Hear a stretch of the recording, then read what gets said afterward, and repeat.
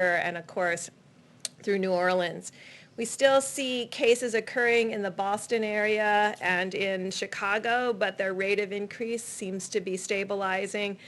And we really want to call out the work of the mayors of Baltimore and the district and Philadelphia, who have really brought all of their health experts together, and working with their communities are starting to really change the curves in those areas.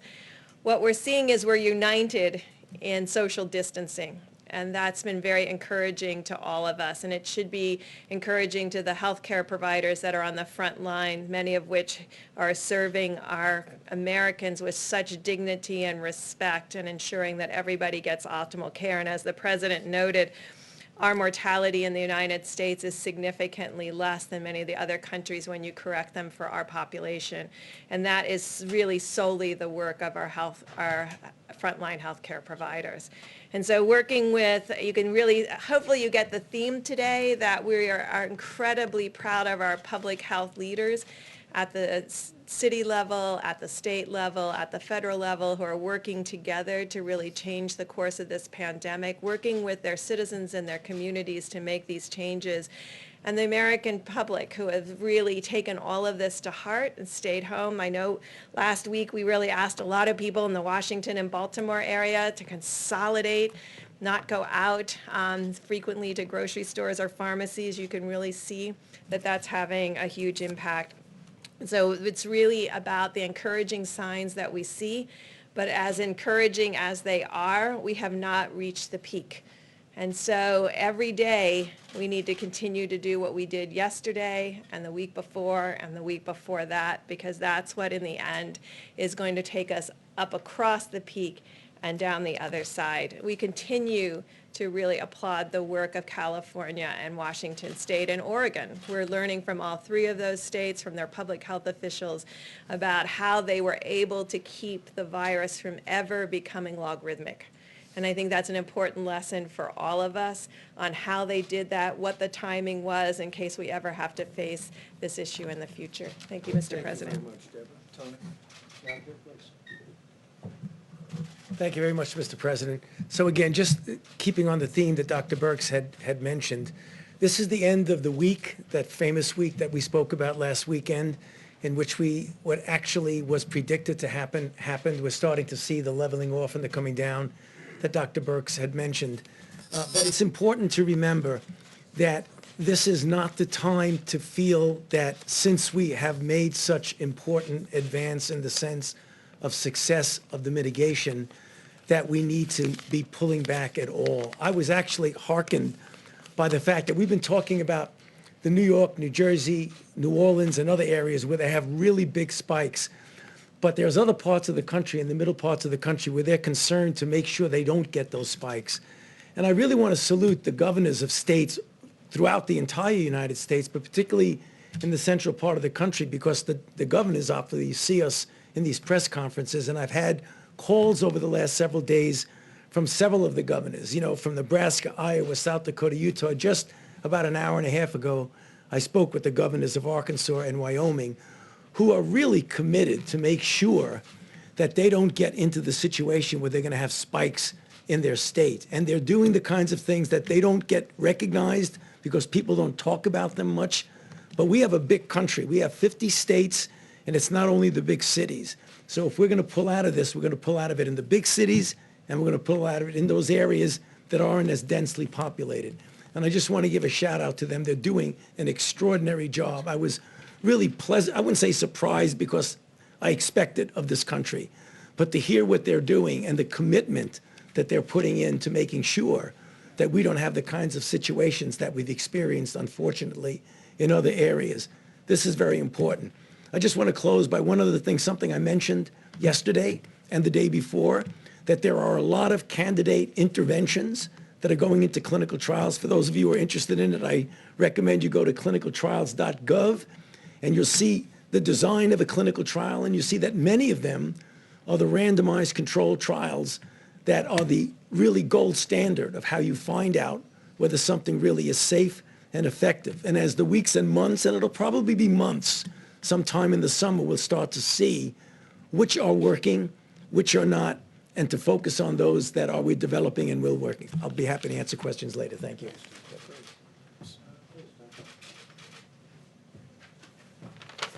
Thank you, Mr. President. The White House Task Force has been very focused on increasing the supply of personal protective equipment for our great providers. I was one of those providers a few months ago, and I can tell you nothing is more important than making sure they have what they need. So in order to increase the supply of N95 masks, FDA has worked with industry and has now authorized 2 companies who will supply machines to sterilize N95 masks. Admiral Polovchek and FEMA are purchasing on behalf of U.S. government 60 sterilization machines, as mentioned by the President, and they will be positioned around the country to increase the amount of supply of N95 masks. Each machine will be able to sterilize 80,000 N95 masks per day, and we hope to actually increase that further. The Vice President and the White House Task Force challenged us yesterday, and we responded as a team. FDA issued revised guidance regarding the laundering of gowns, because gowns are another issue in terms of supply that we're looking forward on. This is not something that normally happens around the country, but issued this guidance. It's on our website now at FDA, so there's information about how hospitals can do that to increase the supply. We've heard concerns that maybe hospitals might not want to do that because of regulations, and I can happy to tell you that Administrator Verma and I have worked on this. Certified providers and suppliers who follow FDA guidance as posted on the website will be compliant with Medicare and Medicaid requirements.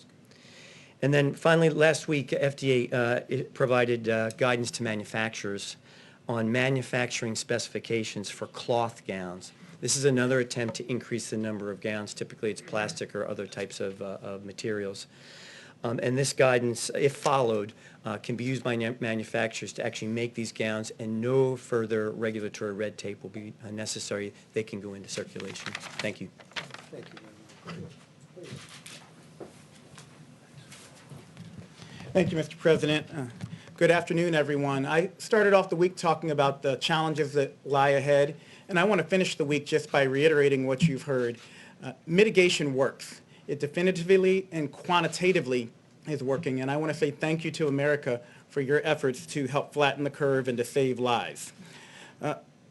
But at the President's direction, yesterday I met with 2,000 Hispanic leaders from their communities, and today the Vice President led a phone call that I was on with hundreds of African American leaders, including the Reverend Jesse Jackson, including Derek Johnson of the NAACP, including the National Medical Association and the Black Nurses Association, to talk about some of the alarming trends we're observing regarding the impact of COVID-19 on communities of color. And you've heard the stats in New York City. Hispanics represent the majority of deaths. In Milwaukee County, blacks are 25% of the population, but almost 50% of the cases and 75% of the deaths. So what's going on? Well, it's alarming, but it's not surprising that people of color have a greater burden of chronic health conditions.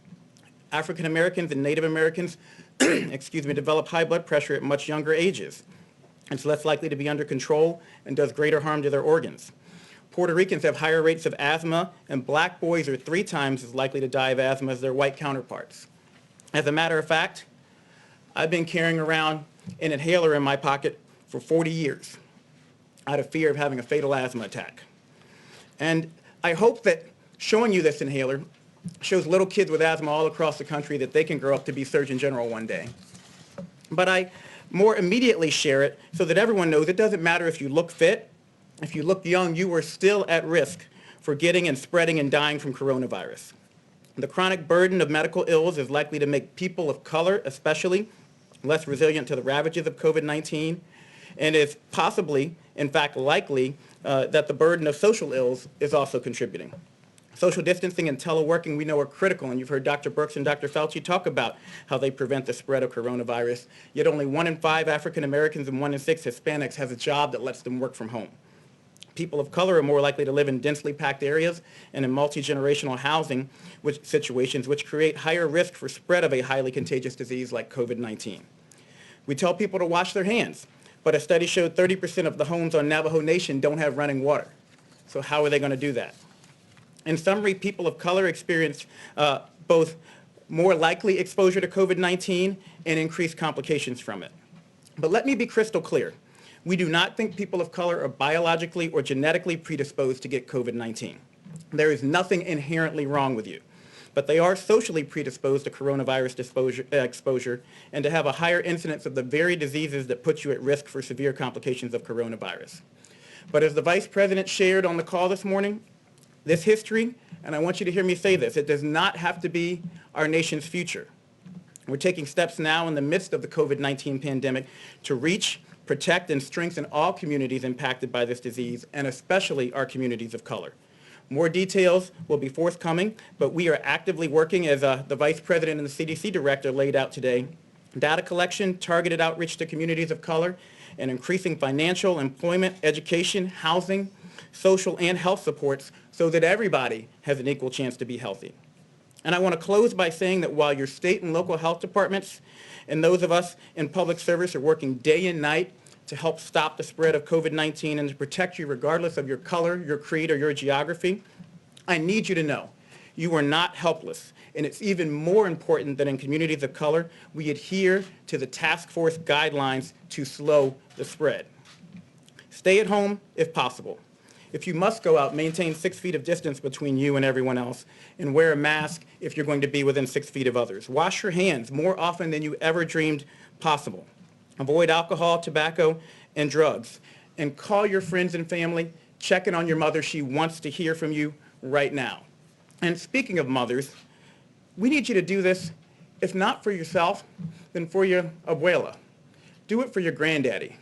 Do it for your big mama. Do it for your pop-pop. We need you to understand, especially in communities of color, we need you to step up and help stop the spread so that we can protect those who are most vulnerable.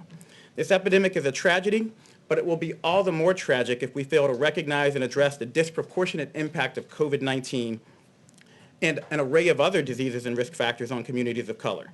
The task force and this administration are determined not to let that happen. The President, the Vice President have said we will not let that happen.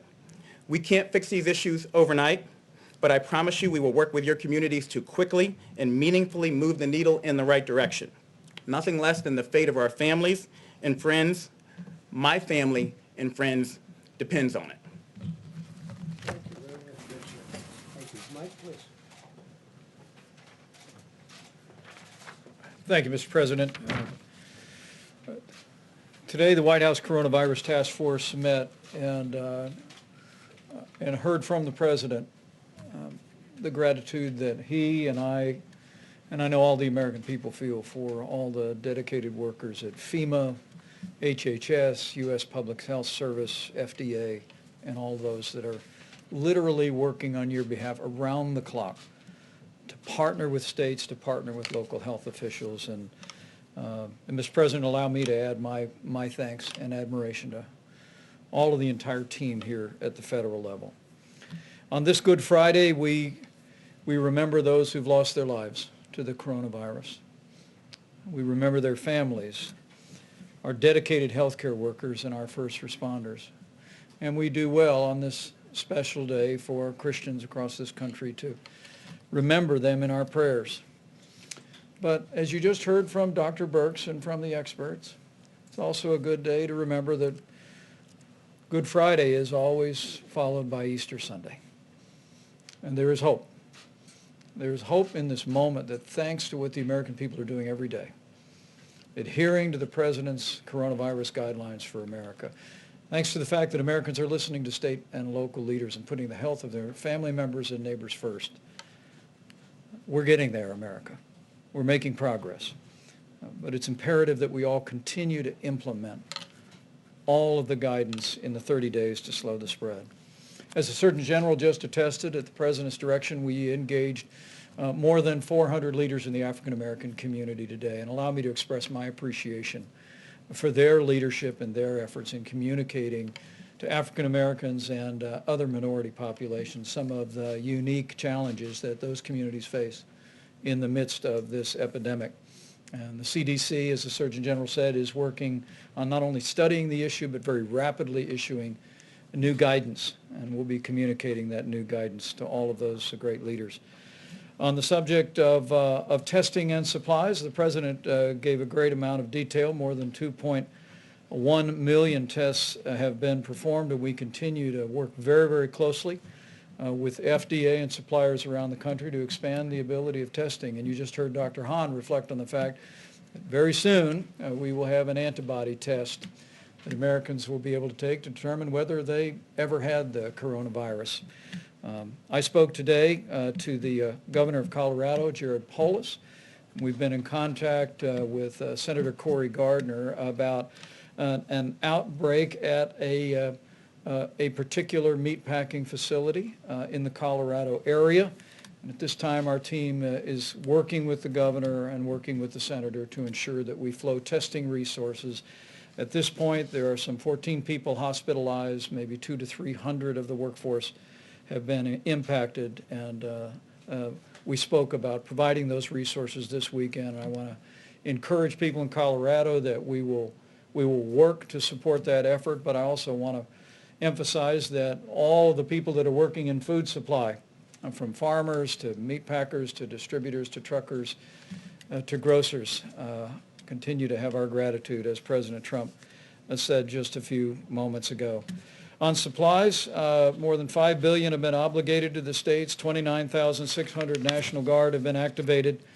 And at the President's direction, more than 4,700 active duty military personnel have been deployed, medical military personnel in 9 states, focusing on the areas of most significant epidemic. Air Bridge, 26 flights have been completed. 4 flights are scheduled to arrive today, bringing 250,000 gowns, 25 million pairs of gloves. 54 more flights are scheduled, literally bringing in supplies from around the world.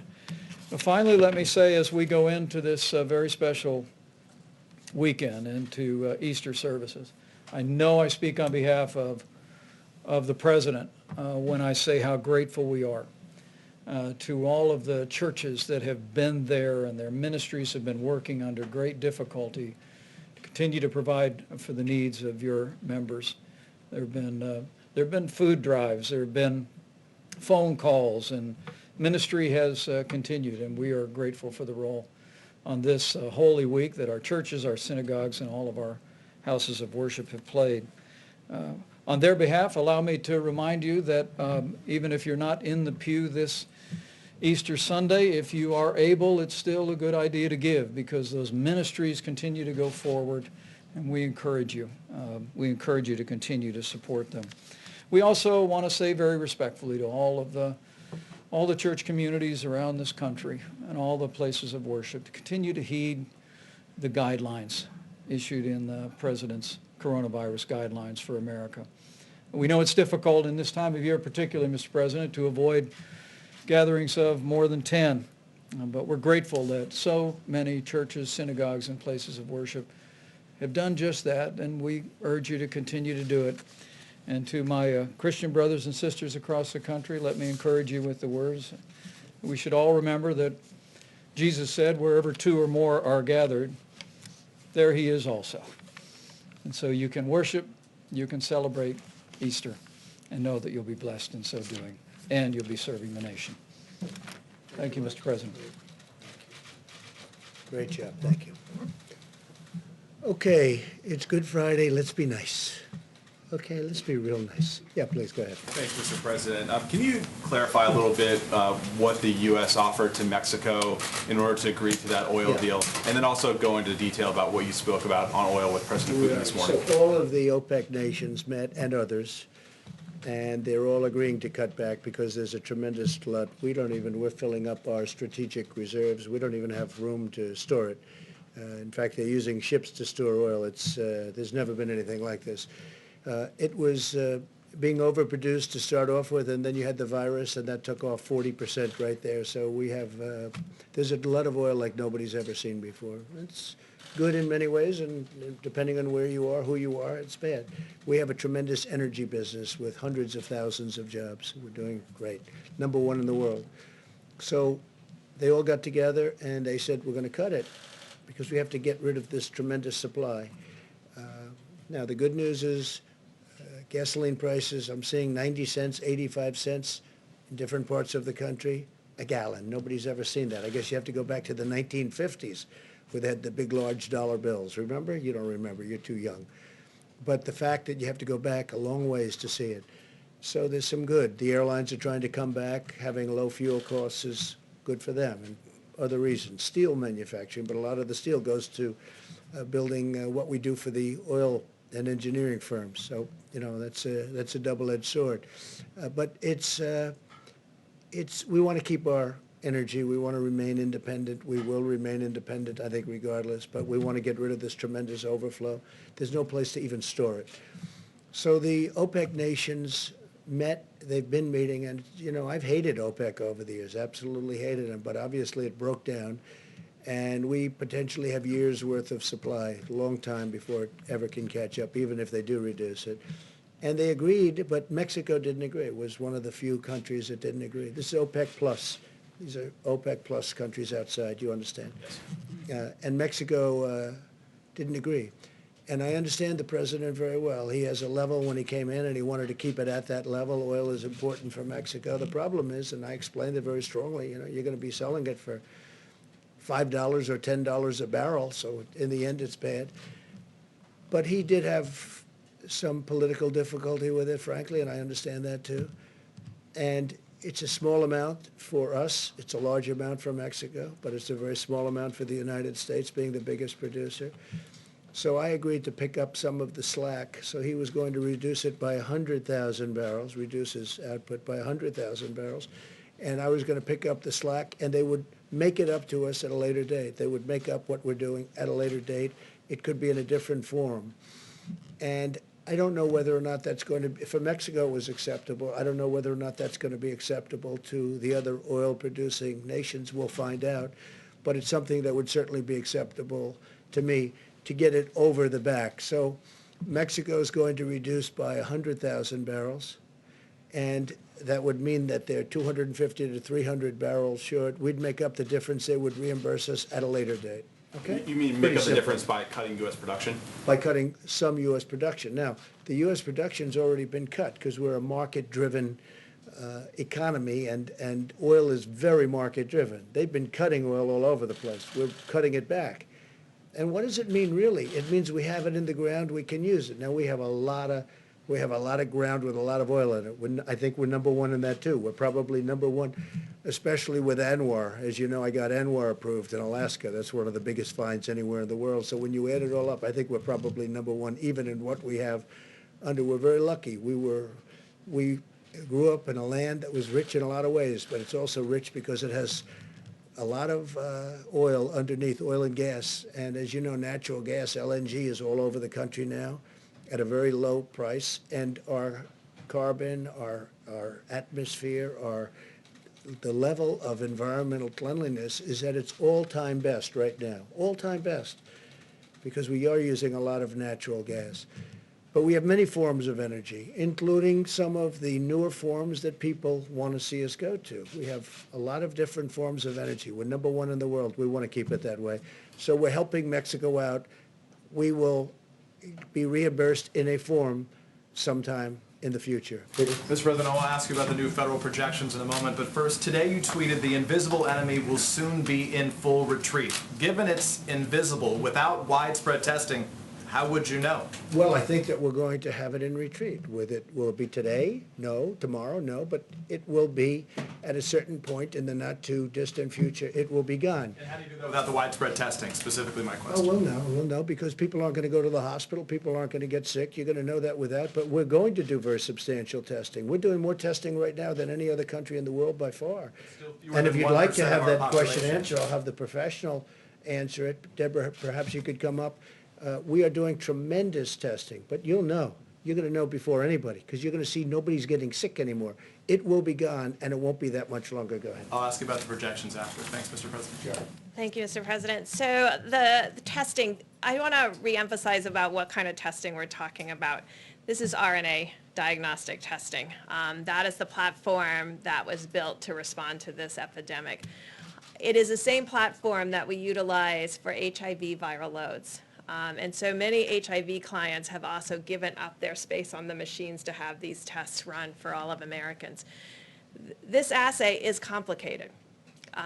It's not like an assay that you have for your other diseases, your strep test or other diseases like that. This is a very complicated assay that requires a lot of technical oversight, and it's part of the reason why not all 100% our machines are running at full capacity, but we had great discussion with the lab directors about that. Every day more are brought online, and so, but I think we have to create expectations of what the daily test rates will be. Last year, we probably did 3 million HIV viral loads or 4 million HIV viral loads as a country. We've done over almost 2.2 million in 4 weeks. So this is unprecedented in what we have to do. I think that's why we're working very hard for 2 pieces, and I want to make sure that people understand testing is just part of our strategy. The other part of the strategy has to be this syndromic and influenza-like illness where there's an alert to an illness, and so that we're surveying where we know the most vulnerable cases have appeared. And the great call that I had with the mayors and with the health officials yesterday and mayors today, a lot of the rural areas, their primary, and as it was in Washington and California, was at the nursing homes. So the issue is to build a testing strategy that speaks to our strengths, of laser focusing a strategic approach to testing when we know what our volumes are, and they increase every day, but we have to be realistic about what the volumes will be a week, 2 weeks, 3 weeks from now, and combine that with strategic surveillance so that we're testing symptomatic people and their contacts very quickly to go back to contact tracing, utilizing our complete strategy. And I think we're very much interested, and it's why the president 3 weeks ago really put us on getting an antibody test. And I think I called from the podium for our university colleagues and hospitals to begin an ELISA-based test because that's a blood draw, but we really wanted a finger prick to make it easy and deployable. That's what's being worked on now. Of course, we don't want to promise until we have it, because I think we deserve that. The American people deserve that, to have a test that is efficient to let people know who's been positive for immunity. That's critical to epidemiologists and public health officials, to know what the penetrance of a virus was into a community when all you're seeing are the serious cases and testing the most symptomatic. And so that's a question that we still have. Is this the tip of the iceberg, or is this half the iceberg or 3/4 of the iceberg, what we have seen to date? And we have, I just want to complete the thought by saying, in the areas where we had an outbreak, these large metros, Louisiana, Denver, Detroit, Chicago, New York, New Jersey, but per capita, we've done more tests than any other place in the world. That was intentional. We focused the test where the need was the greatest and the burden of disease the greatest. And now we're trying to really see how strategically that very valuable resource can be utilized around the countries to create a mosaic of testing combined with surveillance. Can I ask you about the new federal projections? There's new reporting today that new federal projections suggest lifting. I'd like to ask you. I'd like to ask you, if I can, about the new federal projections that suggest lifting the 30-day shelter-in-place orders would lead to a spike in infections. Have you seen those new projections from your Department of Homeland Security and HHS? I have not. When did they say this would take place? When? They said that it would take place if the 30-day shelter-in-place were to be removed. There are 3 different examples. We'll talk about that. Doctor, would you like to talk Does that about it? impact your thinking, though, that those? We haven't seen it. I haven't, they haven't seen it. I guess you're saying, I guess they leaked it to NBC. Huh? They didn't leak it to us. It's being reported by Nobody's others. seen it, and they're the ones that do it. It's your administration, so I asked. It's from the HHS and DOJ. Yeah, But I'll circle back. We'll and say- find out about it. They don't know about it. So in You want to terms, say something, Seneca? First of all, Peter, I haven't seen that, so I can't quote on that. But, yeah, reported within the that's last okay, few I still haven't seen it. I've been in here all day. I'm just saying, well, to me, I'm just telling you what I know. So what I think that they're talking about is that whenever you pull back, you would expect that you might start seeing cases. And what we've been talking about, what Dr. Birx has just mentioned, is that when you see that, that's where you want your resources to be able to very efficiently, in real time, identify, isolate, and contact trace. So don't let anyone get any false ideas that when we decide at a proper time when we're going to be relaxing some of the restrictions, There's no doubt you're going to see cases. I would be so surprised if we did not see cases. The question is how you respond to them. I think that's what they were referring to. I guess the question, Mr. President, should Americans have to decide between staying healthy and going back to work? Look, I think we're going to do both. We're going to go back to work and we're going to stay healthy. And staying healthy is also a proportion. If you look at what we're doing, we're looking at a date. We hope we're going to be able to fulfill a certain date, but we're not doing anything until we know that this country is going to be healthy. We don't want to go back and start doing it over again, even though it would be in a smaller scale. Yeah, Jeff, go ahead. Thank you, sir. Just a follow-up on the oil question. The President of Mexico said that you had agreed that the U.S. would cut production by 250,000 barrels per day. Is that what you agreed to? Yes, we would, which we've already done, by the way, but we would agree to a reduction cut. They would agree to do something to compensate us in the future.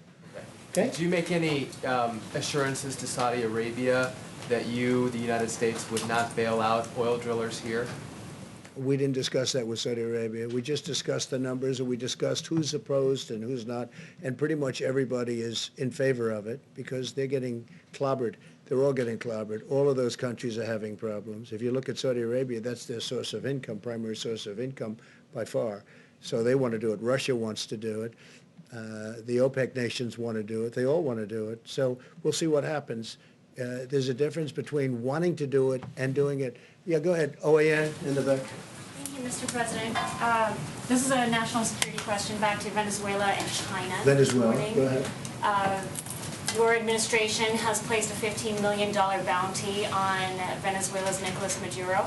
And we have news this morning that President Xi is talking with Nicolas Maduro, expressing his financial support for Maduro. So two questions. One, have you discussed with Dr. Xi, or President Xi, the U.S. policy on Maduro? And two, how does this affect U.S. policy with regards to its war on anti-narcotics? We will not be happy if that takes place. I have not spoken to President Xi of China about Venezuela, about that aspect of Venezuela. But if that took place, we will not be happy. Okay? I will not be happy. Are you concerned that he's opening up another I'm concerned financial about avenue? everything. I'm concerned about everything. That's why I don't sleep a lot. I get myself concerned about everything, but I would not be happy about that. Go ahead. Mr. President, getting back to Peter's question, a variation of that question, your doctors who are gathered here seem to be in doubt as to whether or not the country can reopen on May the 1st. If they come to you before May the 1st and say the country is not ready, or huge parts of the country are not ready to reopen on May the 1st, will you listen to them? I listen to them about everything. I think they're actually surprised. I have great respect for these people, all of them. You look, and others that are working with us. I have great respect for this group. In fact, I told Tony Fauci, I said, why don't you move to New York, run against AOC, you will win easily. But he decided that he's not going to do that. Okay. I kid, by the way. You know that. Some of your allies have been bashing these doctors. Would you tell them to cut it out? I can only say this. I have tremendous respect for these people, and we've done very well. And when you look at us compared to others, we're a big nation. When you look at us compared to others, when you see how we've taken testing from a broken system that I inherited to having the best tests that anyone's made anywhere in the world, and other countries are calling us, wanting to use our technology, I have great respect for these people.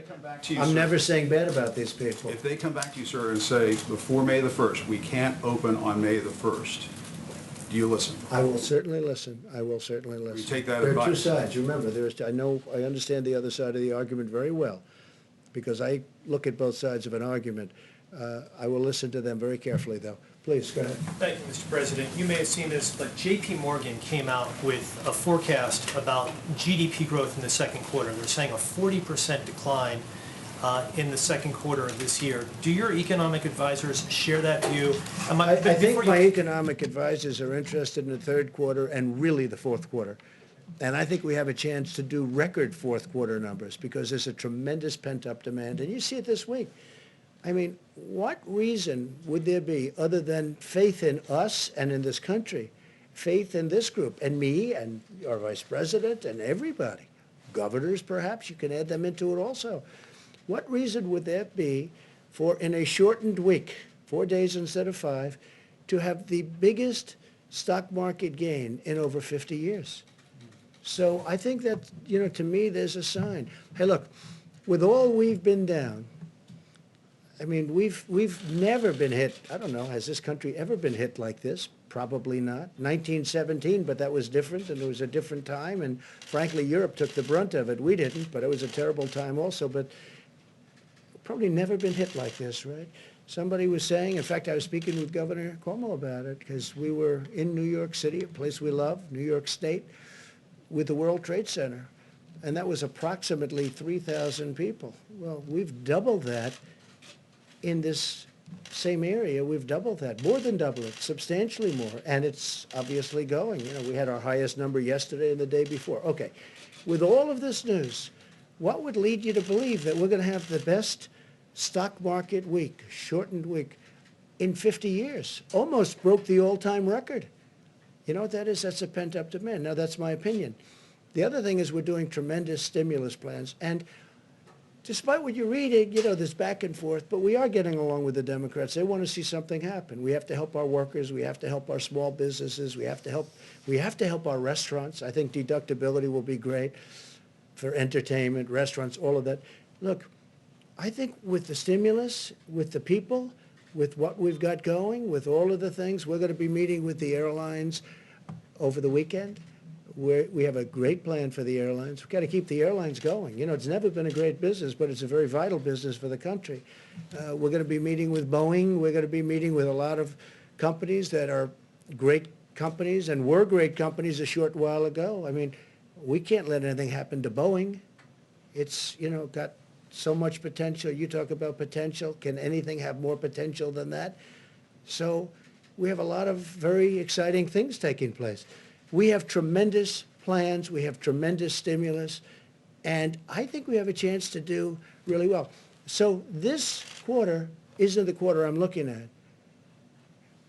Third quarter, we start to think about it. And I think fourth quarter is going to be at a level that maybe we haven't seen before. I think our country, with the stimulus, with all that we've been through, we've learned a lot. Don't forget, we've learned about pandemics and epidemics. We've learned a tremendous amount. And with all that we've learned, as an example, we're making ventilators. We have thousands of them being delivered in the very near future. We have countries calling us, can we have ventilators? That would have been an unthinkable call. I wouldn't know what to say. They have people dying, but we needed them for ourselves. We have plenty before the surge. In New York, they need far fewer hospital rooms, or far fewer hospital beds in particular, than we thought. And I have to say, Dr. Birx told me that 4 weeks ago, 6 weeks ago. Remember, you said, that number's too high. We don't need that many. And based on what she said and others, we did what we had to do. We actually gave the maximum. We built Javits. We sent the ship in. We then made the ship COVID because, there weren't a lot of people on the roads. You didn't have the accidents that we thought, other unrelated accidents. Nobody driving. Normally you have a lot of car accidents. You have a lot of motorcycle accidents. You have people going to the hospital. We didn't have that. We had almost none of it. So a lot of things have happened. I think we have a chance to be stronger than before. I really do. I think the stimulus is very important, what we're doing. I think it's very, very important. Please, go ahead. Mr. President, may I ask you about credit and debt as well? Yeah. Many American individuals, families have had to tap their credit cards during this period of time, and businesses have had to draw down their credit lines. Are you concerned, Mr. President, that may hobble the U.S. economy? All of that debt, number one. And number two, would you suggest to credit card companies to reduce their fees during this time? Well, it's something that we've already suggested. We're talking to them. Business interruption insurance. I'd like to see these insurance companies. You have people that have paid. When I was in private, I had business interruption. When my business was interrupted through a hurricane or whatever it may be, I'd have business where I had it. I didn't always have it. Sometimes I had it. Sometimes I have a lot of different companies. But if I had it, I'd expect to be paid. You have people, I speak mostly to the restaurateurs, where they have a restaurant. They've been paying for 25, 30, 35 years, business interruption. They've never needed it. All of a sudden, they need it. And I'm very good at reading language. I did very well in these subjects, okay? And I don't see the word pandemic mentioned. Now, in some cases, it is. It's an exclusion. But in a lot of cases, I don't see it. I don't see reference, and they don't want to pay up. I would like to see the insurance companies pay if they need to pay, if it's fair. And they know what's fair, and I know what's fair. I can tell you very quickly. But business interruption insurance, that's getting a lot of money to a lot of people. And they've been paying for years. You know, sometimes they just started paying. But you have people that have never asked for business interruption insurance, and they've been paying a lot of money for a lot of years for the privilege of having it. And then when they finally need it, the insurance company says, we're not going to give it. We can't let that happen. Please, go ahead. Thank you, Mr. President.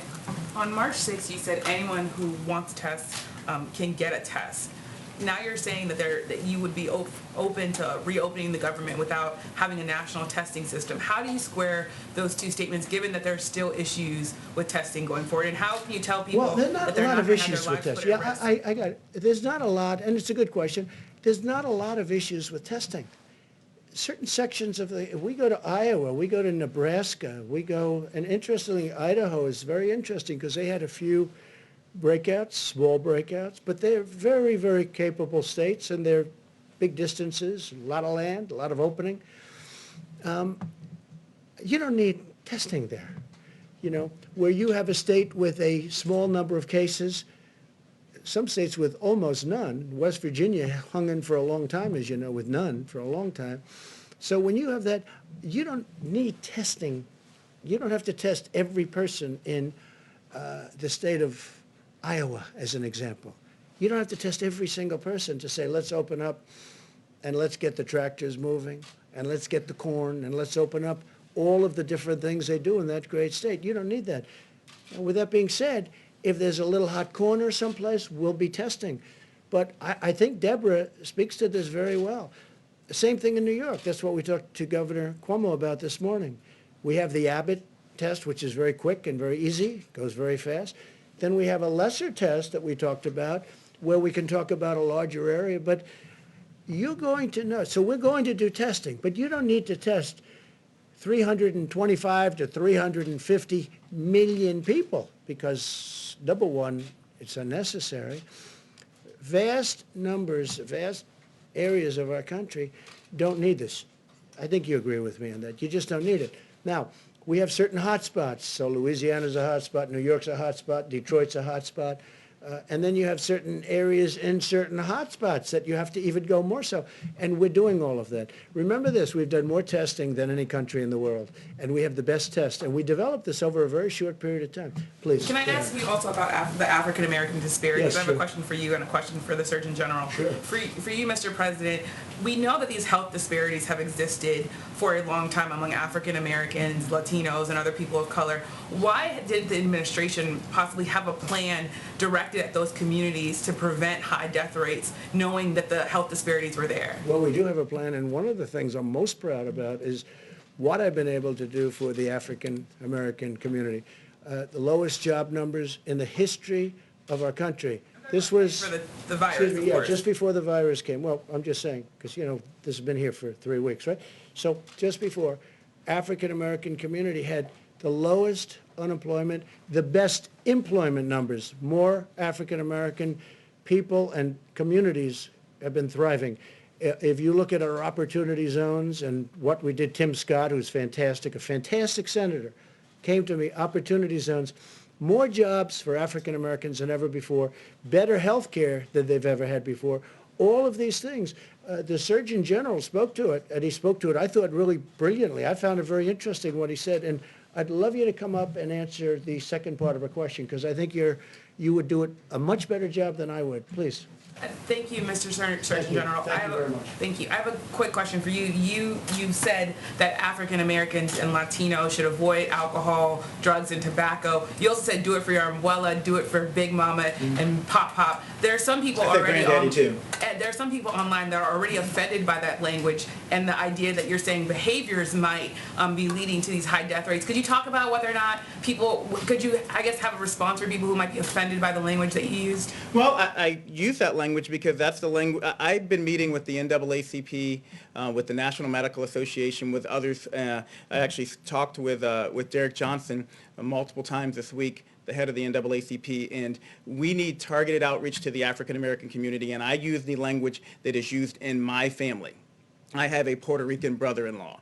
I call my granddaddy, granddaddy. I have relatives who call their grandparents Big Mama. So that was not meant to be offensive. That's the language that we use and that I use, and we need to continue to target our outreach to those communities. It is critically important that they understand it's not just about them, and I was very clear about that. It's not just about what you do, but you also are not helpless. We need to do our part at the federal level. We need people to do their parts at the state level, and we need everyone, black, brown, white, whatever color you are, to follow the president's guidelines, the coronavirus guidelines, and do their part. Because when I talked to the NAACP 3 weeks ago, it's important to note that one of the things they asked me was, can you help dispel the myths in this community that people actually can't get coronavirus if they're black? That was a myth that was out there that's actually very important for us to squash here. And that all Americans avoid tobacco, alcohol, and drug use at this time? Absolutely. It's especially important for people who are at risk and with comorbidities, but yes, all Americans. So thank you, and I will clarify that. All Americans need to avoid these substances at all times. I put out a smoking cessation report in January. I put out an advisory against youth and pregnant women using marijuana last year, and that was not directed towards any one race. That's everybody needs to do everything they can to be as healthy as possible at this critical time. Dr. Fauci, would you add anything? Yeah, I think you said it perfectly, Jerome. Thank you. Would you like to add anything to it? Because you are really, you expressed it very beautifully before. No, I mean, Jerome, you did it beautifully. I can't do it any better than that.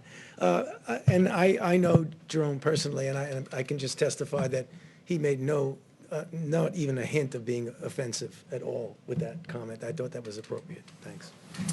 And I can tell you, Jerome has done a fantastic job, our Surgeon General. I just hope nobody steals him and he goes to one of these big companies for a fortune. Don't leave us, right? Don't leave us, Jerome, please. He's doing a great, you are happy and you're doing a great job.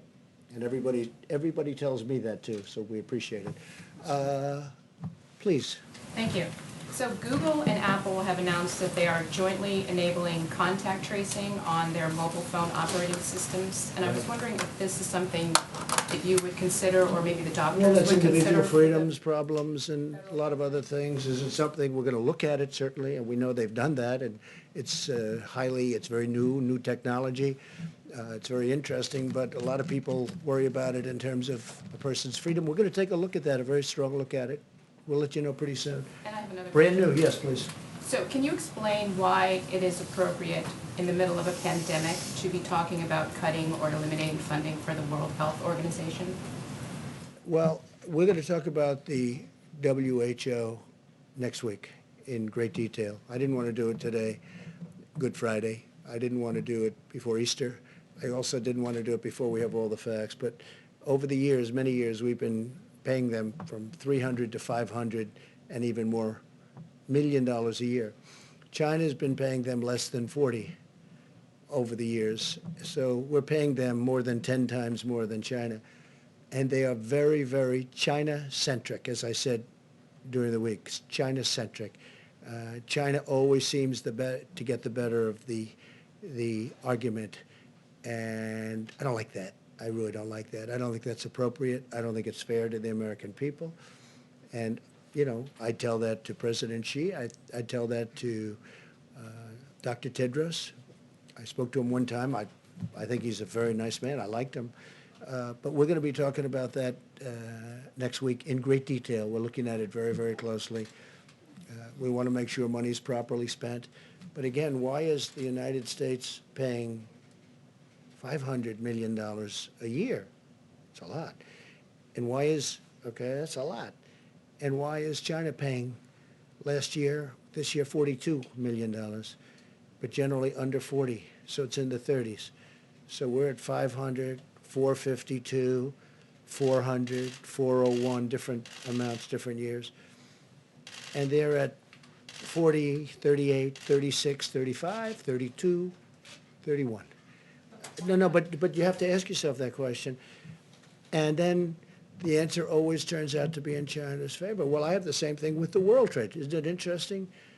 World trade. So we have World Health and we have World Trade. So we have the World Trade Organization.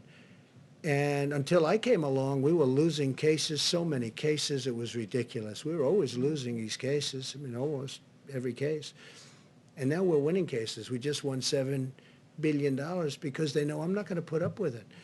China has been unbelievably taken advantage of us and other countries. You know, for instance, they're considered a developing nation. I said, well, then make us a developing nation too. They get big advantages because they're a developing nation. India, a developing nation. The United States is the big developed nation. Well, we have plenty of development to do, okay? And now we're winning cases because they know that if we're not treated fairly, I'm going to pull out. Now, you never heard this before because nobody ever talked about the World Trade Organization, but the World Trade Organization has treated us very unfairly. But they know I'm not going to put up with it because all of these countries are taking advantage of the United States. Now, in the courts and the court system, we're not approving new judges over the last year and a half. We're not going to approve them. And Bob Lighthizer is working very hard on that. But we had always a minority position, meaning numbers of judges. So we'd have a minority number of judges. I said, how do you win with a minority number of judges? But all of a sudden we're winning. And the reason we're winning is they know if they don't treat us properly, and we won $7 billion just this very recently, and the money is pouring in. And we've won other cases too. We've won a lot of cases. But you know from covering it, I know you know, that the United States was taken advantage of by the World Trade Organization. And by the way, speaking of China, if you look at the history of China, it was only since they went into the World Trade Organization that they became a rocket ship with their economy. They were flatlined for years and years, frankly, for many, many decades. And it was only when they came into the World Trade Organization that they became a rocket ship because they took advantage of all the rules. I'm not even blaming them. I'm saying how stupid were the people that stood here and allowed it to happen. But we don't allow that to happen. And if they don't treat us fairly, we'll leave. But now we're starting to win cases. How about somebody new for a change? Come on, go ahead. President, as many schools and school districts are closing across the country, Florida Governor Ron DeSantis has not ruled out closing or opening out schools in May, saying that many kids are not vulnerable to this disease. Do you agree with that assessment, and do you believe that schools, would you recommend that schools open up and to those states that have?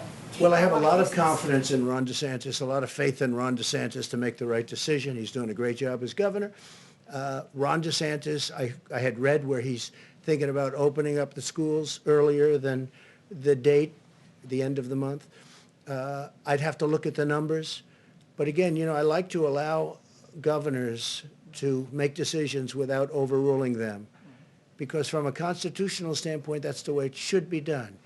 If I disagreed, I would overrule a governor, and I have that right to do it. But I'd rather have them, you can call it federalist, you can call it the Constitution, but I call it the Constitution. I would rather have them make their decisions. But he's made a lot of good decisions. And he hasn't said he's going to, but he's thinking about it. So I'll take a look at it.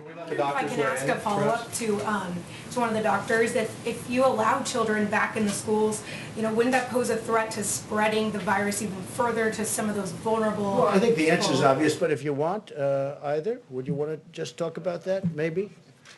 Tony? Kicks me up here, right? I know. I think we know the answer to that.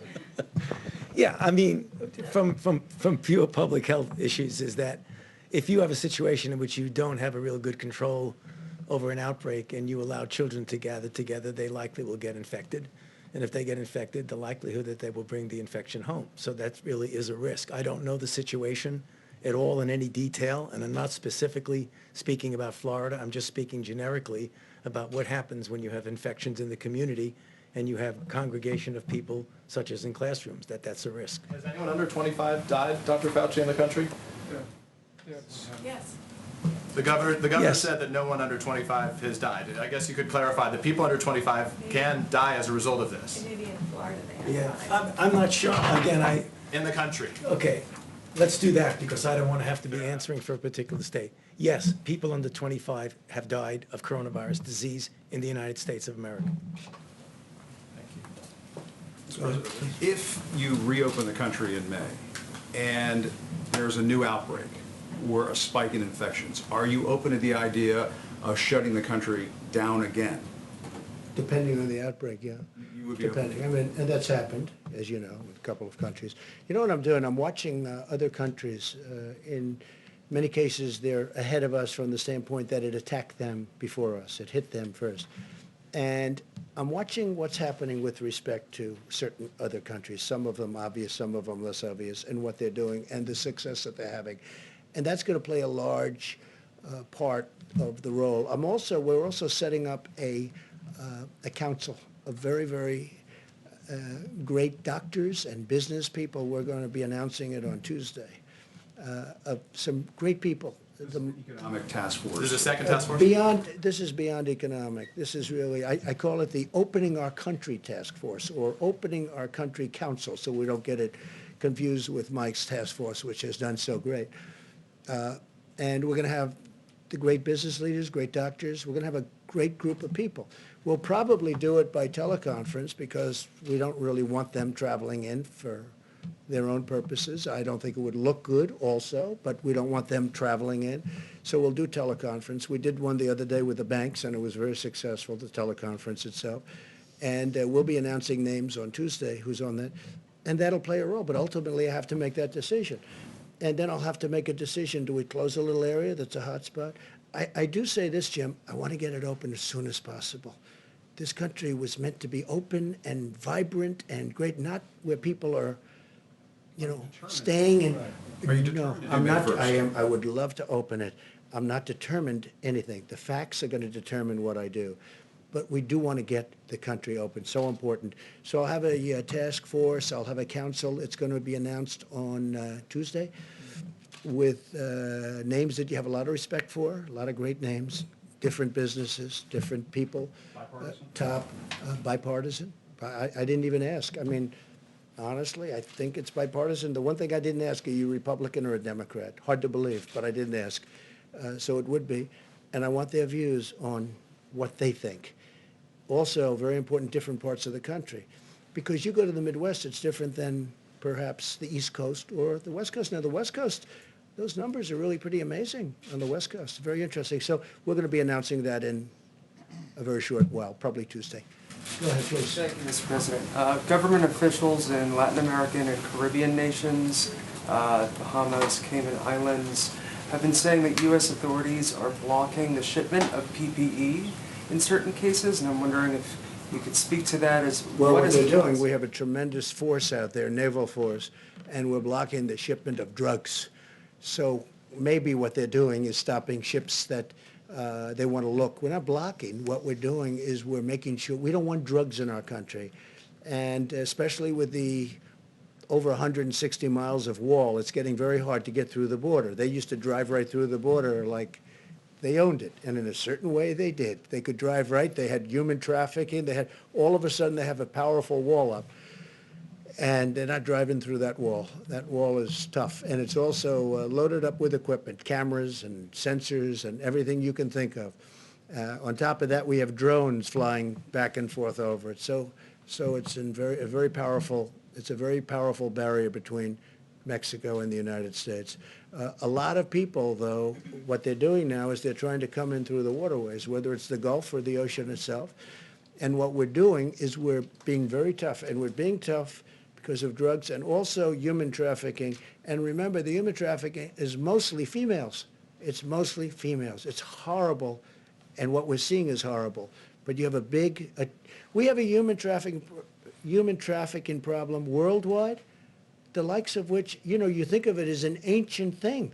It's not ancient. It's bigger now than it's ever been before over the last 10 years because of the Internet. The Internet made human trafficking to the extent that it is now, which is massive. The Internet made it so big. So we have a big naval force that's stopping. So maybe when you mention that, maybe their ships are getting caught. But we are stopping a lot of ships, and we're finding a lot of drugs. Yeah, please. Thank you, sir. On the additional money for small I business. meant you, but that's okay. Go ahead. We'll do this. Sorry. Go ahead. On the additional money for small business, apparently Treasury Secretary Mnuchin speaking with the Democrats in Congress. Yeah. Are you allowing Are you talking him to- about the new? Yeah, the new $250 billion. $250. Are you willing to give into the Democratic demands for additional money for hospitals, states, and cities in that interim round of I'd rather funding? have that be in phase 4. I don't deny it. I think it's fun, but I think it should be in phase 4, and I think we should have infrastructure, and I think we should have a payroll tax moratorium, because that's something that over a period of time, the workers get, sort of semi-immediately. It's over that period of time. It starts immediately, but it's over a period of time. I mean, there are a lot of people, I'm one of them, that would have liked to have seen the payroll tax cut as a permanent cut. But we should do the double-edged, meaning business, employee payroll tax cut. So we're talking about that. And I'm certainly okay with helping the states and helping the hospitals. I just think, because, look, the hospitals need help. You see what they've gone through. And the states need help. Some states in particular need help. They need big help. I'm willing to look at that very strongly, but I like looking at it in phase 4. The 251 is actually, the plan is working out well. The banks are getting started with the distribution. They've taken thousands and thousands of applications. The numbers aren't even believable, the number of applications. They're swamped, but Bank of America and Wells Fargo, and I guess Citibank is just now kicking in. And also what nobody's talking about, the commercial banks, the community banks. Everyone's talking commercial banks. The community banks are doing tremendous volumes. And they're probably doing them faster from what I understand. I hear the community banks, frankly, are the easiest ones in terms of getting the money out. So the money is getting out. The applications are far beyond what we ever anticipated. And that's why we're going, because this is money that goes essentially to the workers. We want the businesses to hold on to their workers, because once they lose the workers, they're never opening again. It's not going to happen. Okay, in the back. Gordon Newell from the Wall Street Journal. I wonder if you could expand a little bit on your, the form that Mexico would take, the reimbursements, like what form would that take? You essentially add it to the tab for the wall that you mentioned. And I have a second question by Matt. Well, there's no real cost, because we're agreeing to produce a little bit less. So number one, it's staying in the ground. You have it for another day.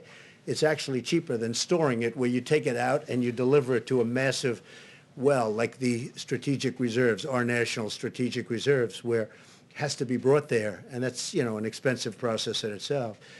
But oil is getting to a point where, there are some areas, some people would say the water is more valuable than the oil. You never thought you were going to see that. You never thought, having covered, I know you cover it, you never thought you'd be seeing oil at $20 a barrel, but how about $10 a barrel? That you never thought you'd see. So we are looking at it very strongly. There is no real cost. I was helping I want to help Mexico out. We have a great relationship with Mexico, great relationship with the president. I really like him a lot. He's been terrific to us on the border because he stopped. You don't see the caravans coming up anymore. You don't see all the problems. When I took office, it was unbelievable what was going on. And they have been helping us a lot, and we've been helping them a lot. They make product for us, they sell it to us, and it's fine. It's a good relationship. And sometimes it's a great relationship. So he could not have done any more than that. And I think there was political reasons for that for him, that other nations don't have. They don't have that. The nations that we're talking about, the 22 other nations that we're talking about, they just don't have that problem. So it doesn't cost us anything, and yet it's very valuable. We will be reimbursed in the future, maybe in the near future, maybe in the more distant future, but we'll be reimbursed by Mexico in a certain way, and it'll be fine. But we get Mexico over the hump. Now, with all of that being said, that doesn't mean the deal's going to happen anyway, because they still have a lot of different states. But this was one of the stumbling blocks. Okay, go ahead. If I may, China and some other countries have been particularly active, seen as maybe taking advantage of the U.S. during this process, during this period. China particularly active in the South China Sea. You've got a carrier down, obviously. What's your message to some of these adversaries and competitors? Well, look, the way I view it is this. China has taken advantage of the United States for 30 years, okay? I mentioned the World Trade Organization. China has taken advantage of us through that and using rules that are unfair to the United States, and they should have never been allowed, this should have never been allowed to happen. When China joined and was allowed to join under those circumstances, the World Trade Organization, that was a very bad day for the United States because they had rules and regulations that were far different and far easier than our rules and regulations. Plus, they took advantage of them down to the last, and you know China and you study China, and you know what I mean. They took advantage of them like very few people would even think to take advantage of them. And again, they are considered, right, a developing nation. We are not considered a developing nation. They're given advantages. Okay. For many years, China has ripped off the United States. And then I came along. And right now, as you know, China's paying 25%, and we've taken in billions and billions and billions of dollars in tariffs from China.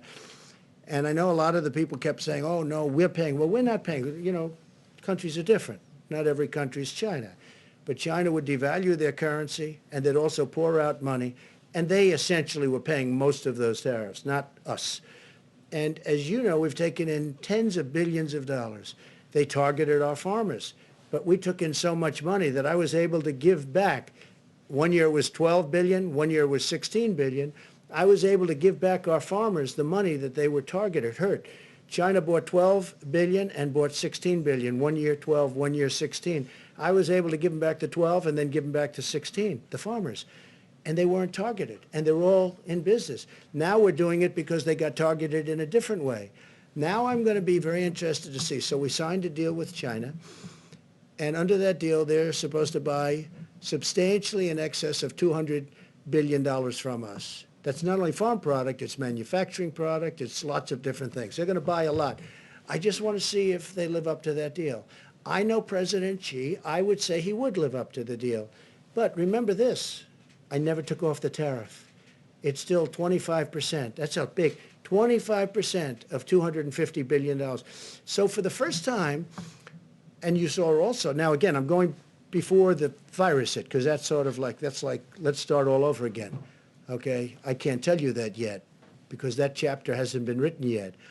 But go up a few weeks ago, the deficit with the United States and China was coming way down. Nobody's seen that. Nobody's ever seen that before. But the deficit has come way down. So now we start a new chapter. And I can only tell you, if a smart person is standing where I'm standing, we're going to do very well with China. Okay? And I think it's, I have to also say this, I think our relationship and having the relationship I have with China is a good thing. But for the first time, we're benefiting instead of being the sucker that could, you know, that got taken advantage for years. Nobody. You know, I said to China, how did this ever happen? I got to know him very well. I said to him, representatives of China at the top level, you know who I'm talking about. I say, how did this ever happen? They looked at me and they said, but nobody ever called us. We didn't have a deal. It's not like we had a bad deal. We had worse. We didn't have any deal at all. So they just took advantage. Think of it, $500 billion a year deficit. Not 500 million's a lot of money, right? It's not, everyone thinks I made a mistake when I say 500 trillion. No, you mean 500 million. No, I said $500 billion a year deficit with China for a long time. But it was 200, it was 300, it was 400, it was 500, 556 billion, 507. $500 billion plus a year deficit with China. Now I'm charging them tariffs. And you know, it's very interesting. A lot of people that don't want to do that, they all agreed because China has taken advantage of this country like nobody has ever taken. We have built China with the money we gave them. Now, I give them a lot of credit, okay? I give them a lot of credit. They did it. But you know what? We made it a hell of a lot easier. We gave them a fortune. Go ahead. How about you in the back? Yes. Thank you, Mr. President. I'm Deborah Saunders with the Las Vegas Review-Journal, and I'm here today as the print reporter, the print puller. So I'd like to ask you a question and then ask a question from one of the reporters who couldn't be here because of social distancing. Go ahead. Thank you. A little louder, please. Thank you. I was wondering if you have been tested for antibodies. If you've taken the antibody Have I been tested for? Yes. Not that I know of. I've had some tests.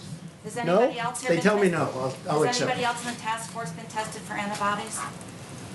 We don't have a testing. You don't have the test. That'll come out. They've just developed those tests. sort of new. Okay, good to know. So this question is from Andrew Feinberg with Newsweek. A significant amount of federal aid was made available to Boeing in the recently signed CARES Act relief package. But according to sources, Boeing executives are still planning a round of layoffs. So should Boeing or any company that accepts federal aid to stay in business during this pandemic be penalized for laying off workers after doing so? Yeah, well, the aid hasn't been given yet, but they will be asking, in my opinion. They haven't even asked yet. Boeing has not asked for aid yet, but I think they probably will.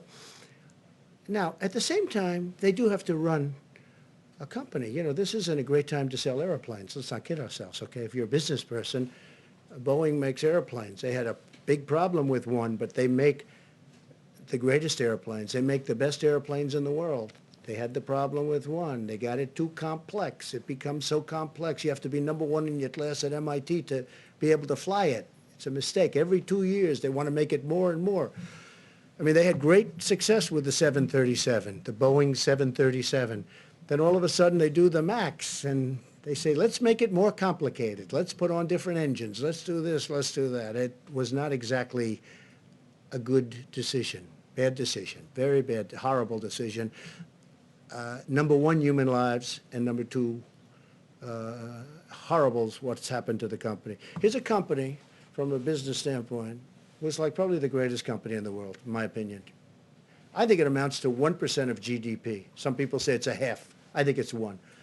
But here's one of the greatest companies anywhere in the world, maybe the greatest. And boom. Now, on top of what happened there with the 2 planes, and they say they have that fixed. That's good. They say they have it fixed undisputably. In fact, somebody said, they gave me something. I said, you should say it that way. They said, sir, this is now the safest airplane in the air. I said, that's what you should say. That's a very good statement. It's the safest airplane in the air. That's a very good statement. You should use it. I said, by the way, you're changing the name?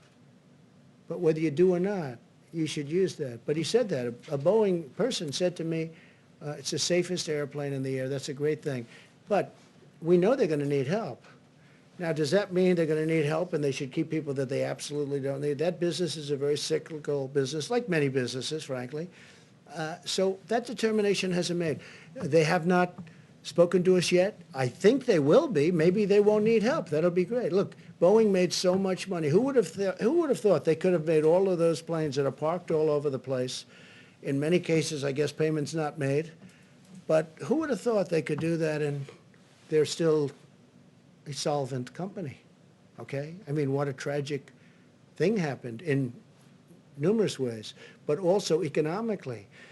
So when they see us, making sure that Boeing is strong again is very, very powerful and very important, and we'll do whatever is necessary to do. Please. Yeah, thank you. I have a quick one and then a longer one. First of all, have you had a chance... Should we keep this going, everybody? Huh? You're the president. Jim wants to leave. No. Keep it going for a while, yes? I mean, we have time if you want. You're not going to criticize me that the conference was too long? You know, if I leave short, yesterday I left short. It was too short. If I stay too long, they say it was too long. Someday we're going to get it just right. Okay. Should we continue? Should we continue? Yes? Well, at least answer my questions. Yeah. Okay, let's, at least for your question. Have you had a chance to speak to... Not a bad boy. Have you had a chance yet to speak to Boris Johnson since he came? I have not, no. I have a call just to wish him well to his group. No, I don't want to be calling him now. I want him to get better. He's a great guy. He's become a friend of mine, a real friend of mine. You know, he has a great feeling for our country. Obviously for his country, he loves it. He's a tremendous guy. Slightly more complicated. He's become, I think he's probably right now, he was very high to start. I think he might be 100% popularity right now. I think he's, you know, where they talk about approval polls, right? You ever hear that term? I'm sure you never heard that. I hear it all the time. His approval rating must be about 300%. But he's a great guy. He was a great guy before, and I think people see what he's been through. What he's been through is incredible. And they say a big turn. So let's see what happens. Let's hope. If I may, where do you see the use of something like immunity certificates or documents or passports when we get to antibody... Something like, excuse me? Immunity certificates. Once we get to antibody testing, whether this will be a useful way... Well, I see a lot of, yeah, I see a lot of different things. We're going to be very careful for who comes into the country. Look, my opposition party wants to have open borders. This is a case where I'm very glad that my position is I don't want open borders. I want very strong borders. That includes not only on the southern border, our southern border with Mexico, and you could also say our northern border with Canada. But we want to have strong borders. And I think this is maybe one of the learning points. We learned something about borders. We need borders. The country needs borders to be a great country. And I think this is a great point. Go ahead, do you have something else? Yeah, I wasn't just thinking about for borders. I just thought for ordinary Americans who are currently stuck at home, if they're tested for antibodies, it turns out they've had the disease and therefore shouldn't be infected again. Some sort of documentation that would allow them to go back to work safely. You mean once they get better? Yeah, or people who might not. Okay, so they have the disease, and they're better, and they have the immunity now. They have, supposedly, according to what I'm hearing, it could be for a long period, could be for a lifetime, it could also be for a year or two, I'm hearing, Tony. So nobody's told me yet if it's for a year, if it's for 2 years, or if it's for a lifetime. Like chicken pox. They say if you have chicken pox, you have immunity. They say for a lifetime. I hope that's true. But nobody's actually told me with certainty, maybe because they don't know yet. You don't know yet. Because it's new. You know, this came upon us. Nobody knew. They do know you have it for a period of time. And it's strong for a period of time. They don't know, and that's hence the antibodies that we're making. I saw somebody who was really sick, and he got better, a young person, relatively young person, 35, and physically fit, you know, and he got better. He made it, barely, but he made it. His first thing that he did when he was better is, I want to give whatever I can give to help other people, because nobody should go through it. It's a tough thing. So we don't know yet how long, if you'd like to add anything to that, but we don't know yet, is it a year? It will be a year, but is it more than a year? And only time is going to tell, okay? Thank you. One more question. Go ahead, try one more. Will you have governors, mayors, members of Congress on the Open the Country Council that you talked about? Yeah, I think so. I think we're going to put some governors. I've gained great respect for governors, both Republican and Democrat. I've actually become friends with some of the Democrat governors that I wouldn't have really had the privilege of getting to know. And Governor Murphy of New Jersey is a very liberal guy. I'm not, but we've had a great relationship. John Bell, as you know, I call him John Bell, but John Bell Edwards, people call him John Bell, sort of a cool name, from Louisiana. I have a very good relationship with him. Gavin Newsom, honestly, I think we fight on every, hey, we're fighting right now. I want automobiles to be made cheaper and safer and stronger, but you save $3,000-4,000 per auto, and environmentally equal, or better, maybe. And we're fighting on that. We're fighting a lot of different things. We fight on the border. He wants open borders. I want people to come into our country illegally.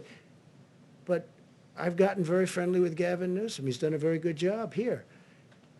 I think I've gotten very friendly. I mean, he's been, I think, sort of a friend of mine for a long time. Don't get to see him much, but Governor Cuomo of New York, we talk all the time. I told you, I spoke to him literally the last call just before walking in here.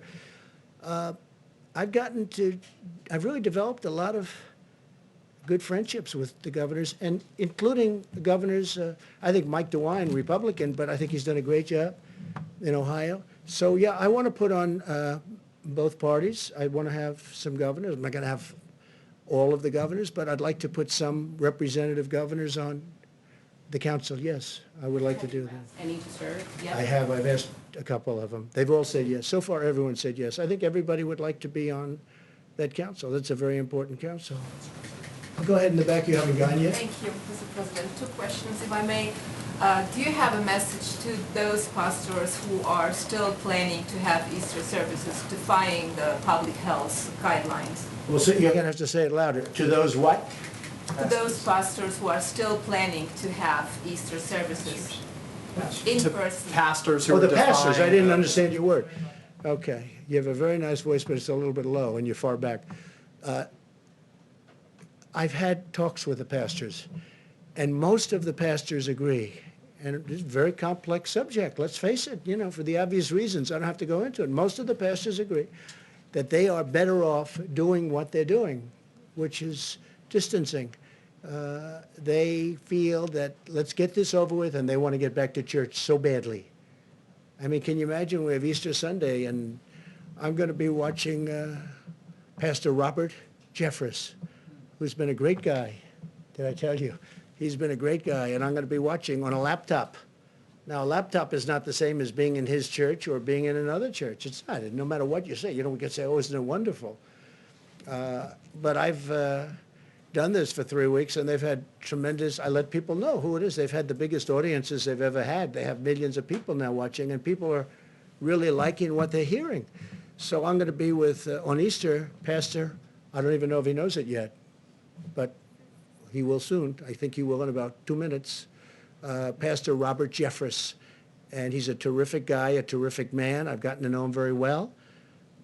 He's a man of great compassion. He loves our country, and I'm going to be with him on Easter, meaning I'm going to be with him watching on a laptop. Doesn't sound good, but it's, you know, it's one of those things. It cannot be church. You know, I'm not going to get into it. It cannot be church. Most pastors and most people, you know, of faith, people that we listen to and respect and admire. Franklin Graham is a person I have great respect for. Most people will, and who's done an incredible job in New York on Central Park where they put up Samaritan's Purse. He's done an incredible job. The son of the late, great Billy Graham. His family is incredible.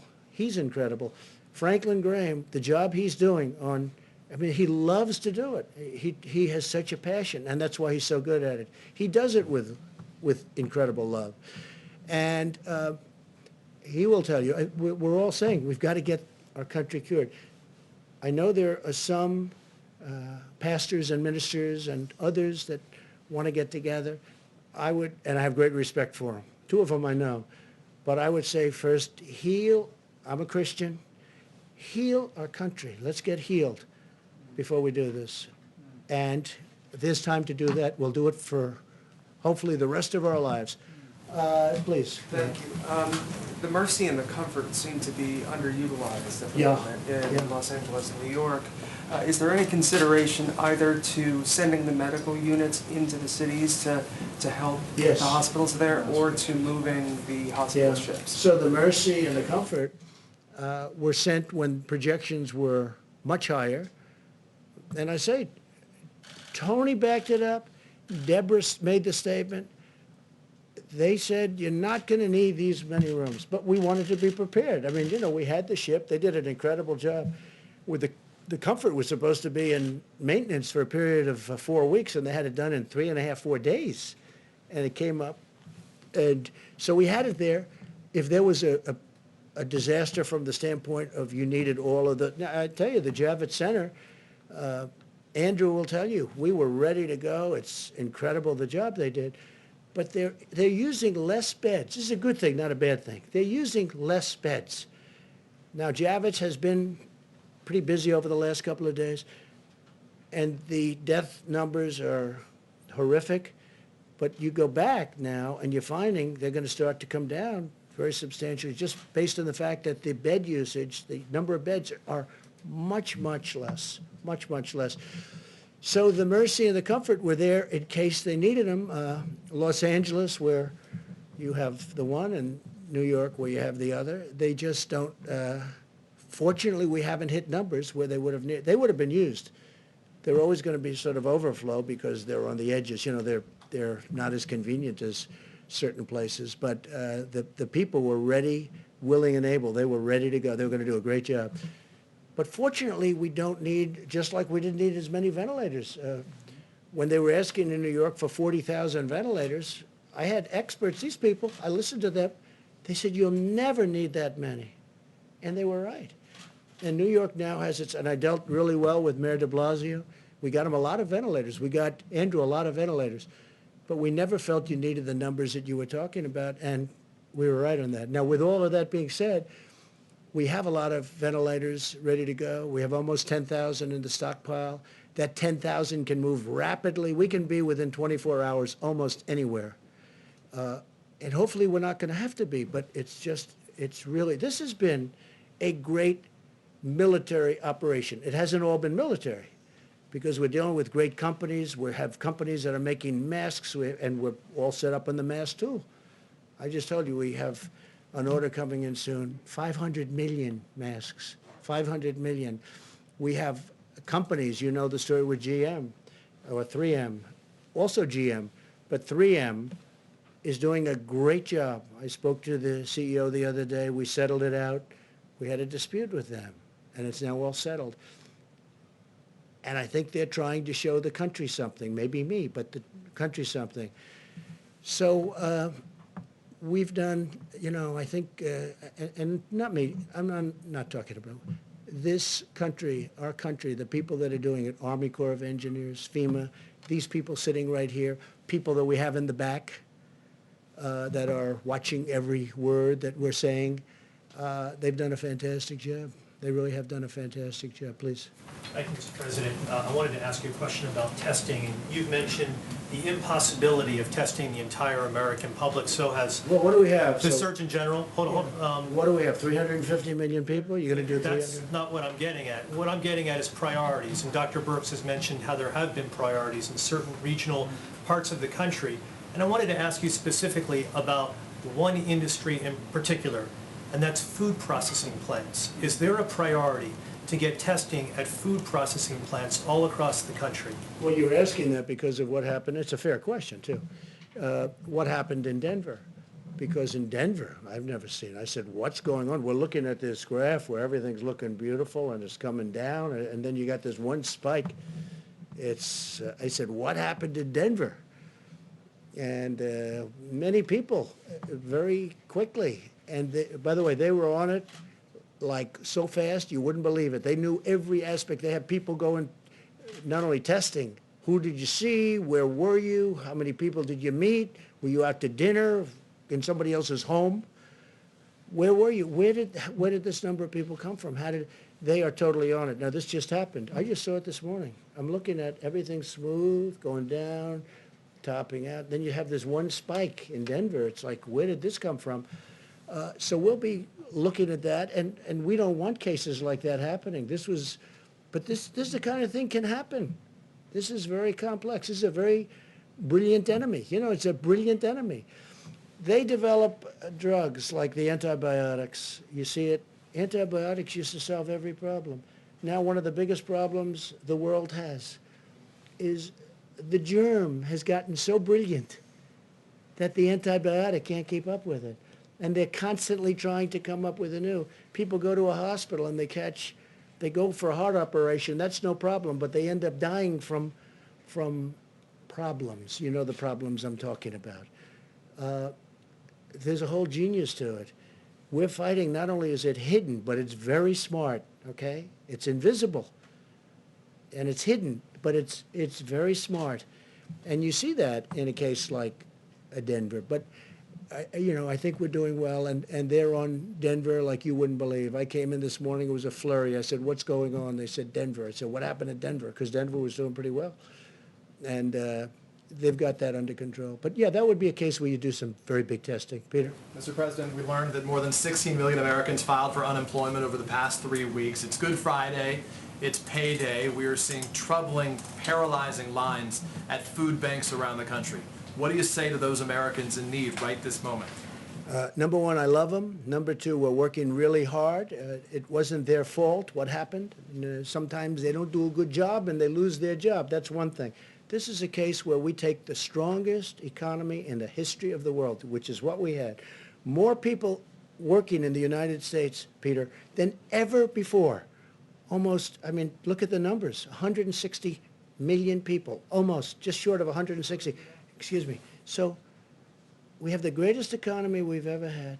And by the way, black unemployment, Hispanic unemployment, Asian unemployment, the best numbers we've ever had in virtually every way. And then you get hit like this. And it's traumatic. People that had great jobs, that went out to dinner and they didn't have any problems, they take their family, they were making good salaries, all of a sudden, you know, you use the term cold turkey. It's cold turkey. They go from that to having no money and waiting for their checks, which are being processed very rapidly, but they have to go out and look for money. It's a terrible thing. All I say is we love them. We're working so hard, and they're going to be back.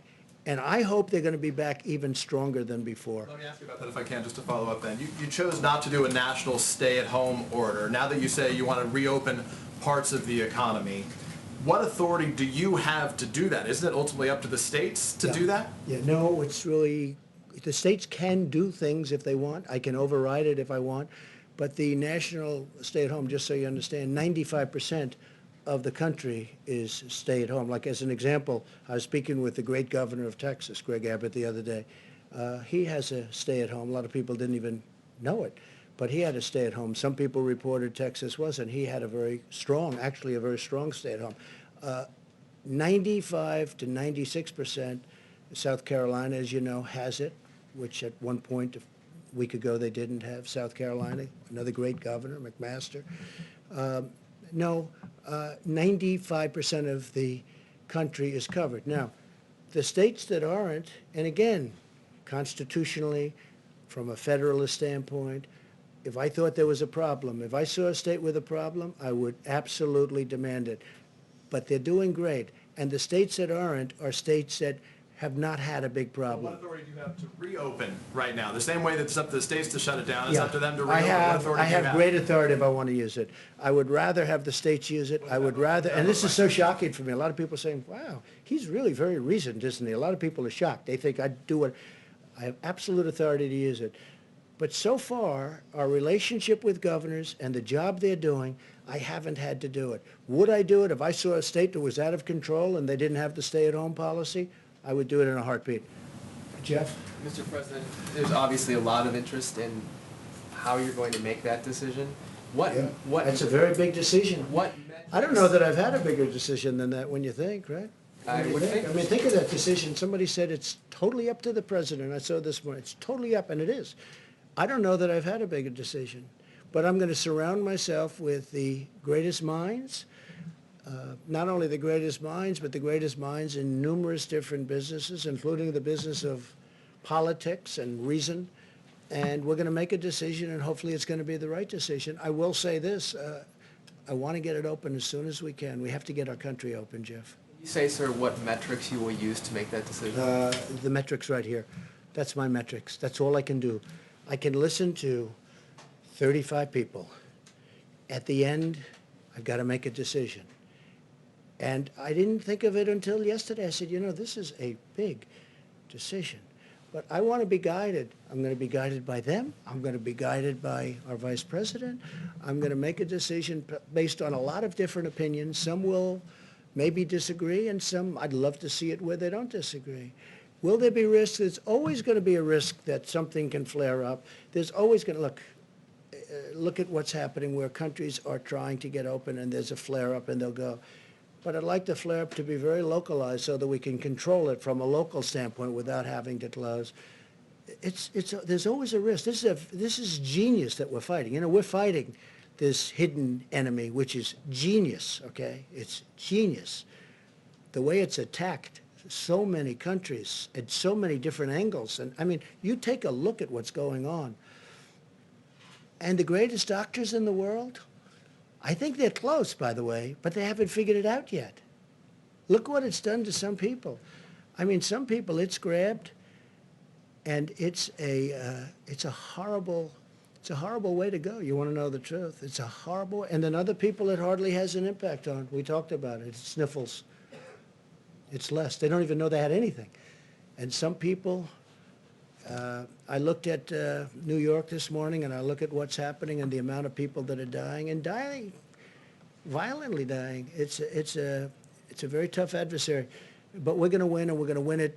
We're going to win it very decisively. I'm going to have to make a decision, and I only hope to God that it's the right decision. But I would say, without question, it's the biggest decision I've ever had to make. Quick follow-up for the doctor, if I may, for Dr. Fauci and Dr. Birx.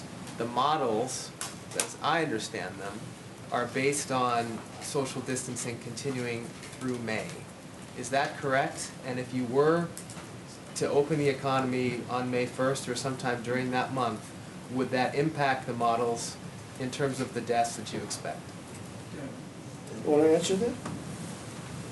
We're taking turns today. Good. It's good. So the model, the IHME model, does state that it's through May. We've had these model discussions, haven't we, for weeks now. So the models are informed by the data, and you can see how much that model has shifted on the amazing work of the American people.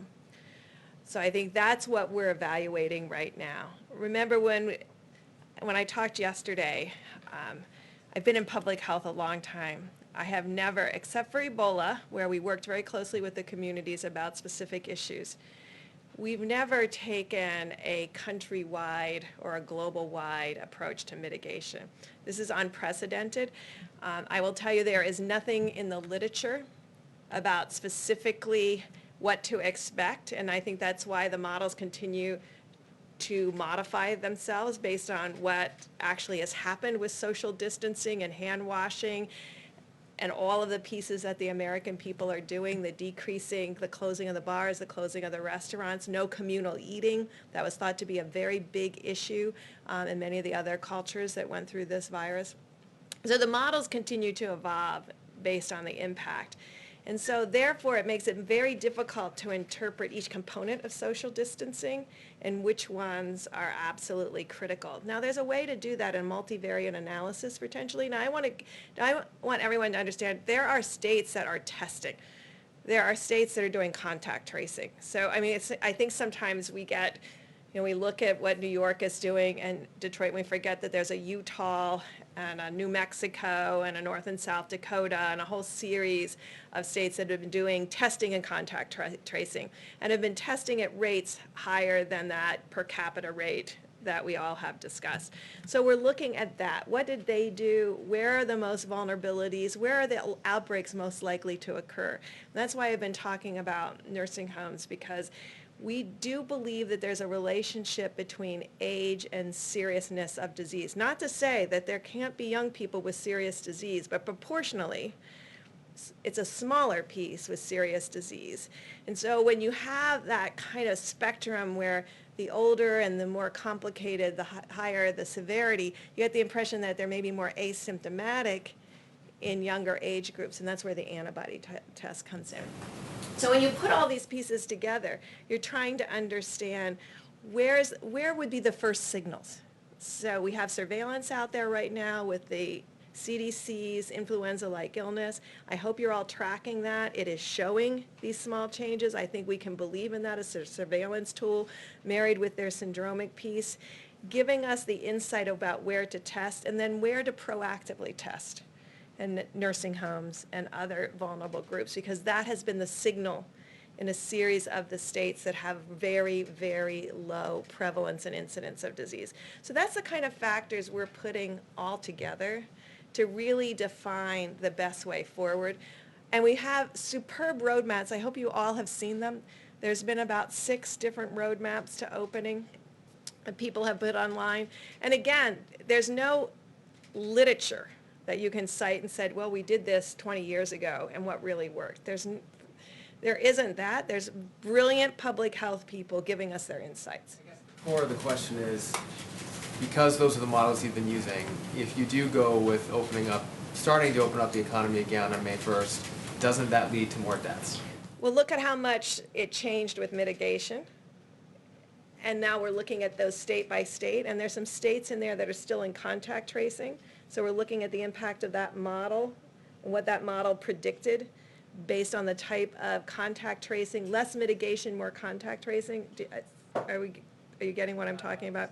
No. Okay, so there are states that didn't stay-at-home orders, but we're doing contact tracing from outbreaks. So we're looking at them and how they have done, and we're looking at certainly what's happened in the big metro areas. And we're integrating all of that data together to make a plan going forward.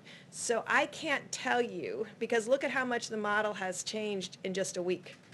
Remember, just a week ago, it was 80,000. Now it's 60,000. So, and the curves, I'm sure you're all watching it, the curves are getting much broader confidence intervals.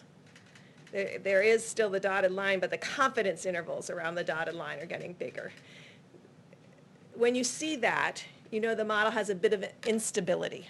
And so that's why Tony and I base a lot of our decision and discussion on cases and what physically is happening in that county and that state. At the same time, not ignoring the models, but integrating the models as one piece of our thought process. Do you want to come up here and say what you think about models? Okay. Dr. Brooks, can you update something? I just want to say that, you talked about, couldn't it lead to death, meaning you open up, could lead to death, and you're right. But you know what? Staying at home leads to death also. And it's very traumatic for this country. But staying at home, if you look at numbers, that leads to a different kind of death, perhaps, but it leads to death also. So it's a very big decision. As I say, it's the biggest decision I'll ever make. All right, we'll do a couple of more and we'll go. Thank you. Thank you, Mr. President.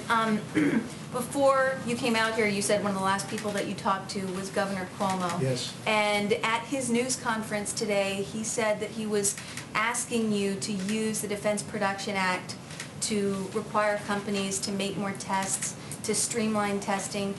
Is that something that you would consider, because you've considered it with ventilators? Well, the other side seems to keep using that, and I have used it. I've enacted it, you do know, and I've used it. Some people thought viciously. Just ask a couple of companies. If you want, you can just look up the names. And I'm surprised that he would have said that. We actually have great tests. We have others under development. You don't need full testing, as the doctors have been talking about ad nauseum. So I would be surprised that he would have said that, meaning it that way. If he did, I'd have a much different type answer. Go ahead. People didn't talk about it over the phone. We talked about testing. Yeah, we did talk about testing. And one of the things I did was I put the two doctors in charge of that call. I said, you know what, Andrew? I have two very talented people standing here. We're getting ready to go on. Let me put them and let me have them talk to you. And they talked to him really at length. And I think by the time they finished, he understood what we were saying. He understood it very clearly. Okay. One more question, please. You've talked a lot this week about holding the World Health Organization responsible for its response to the coronavirus.